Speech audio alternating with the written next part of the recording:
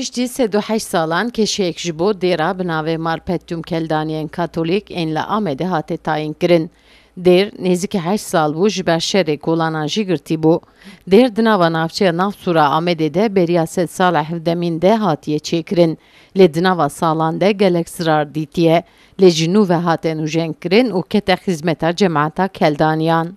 8 yıl önce 2015'ten sonra yapılmamıştı. Geçen de Fransa'da bir 8 sal bu dera me girtî bû. 7 sale jî keşê me tineye. Lê neha keşeyekî Fransayê hatiye tayin kirin. Bi eslê xwe şirnaxiye lêbelê li Fransayê maye. Ji aliyê şandeya cemaata me ya ên li Bexdayê ve hate bijartin. Em kêxweş bûn ku hem dêra me vebû hem jî keşe hat tayin kirin. Em çil malbat mane. Em ê aynê xwe jî êdî pêk bînin. Welatiyên Amedê jî gelek hürmet nîşanî me didin. Em jî kêfxweşin ku bi wan re dijîn. Gidip kafede oturuyor, çay içiyor, fotoğraf çekiyor. Onlar da memnundu, biz de memnunuz.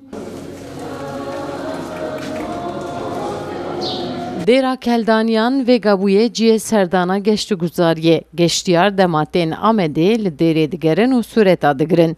Geştiyar jî dibêjin dîzayna dêrê, balkêşê û dîrokî ye. Belkê sêrekên em sêrekê hatine. Em hatin vira bigerin. Birêm hatiye kesin avî. Em tev hatine û li Sinavê de em jî hatine digerin. Diyarbekir xweş wele. Kilîse jî pir xweş e, em hatine bibînin. Em çûye em hat adicî. Wele xweş e.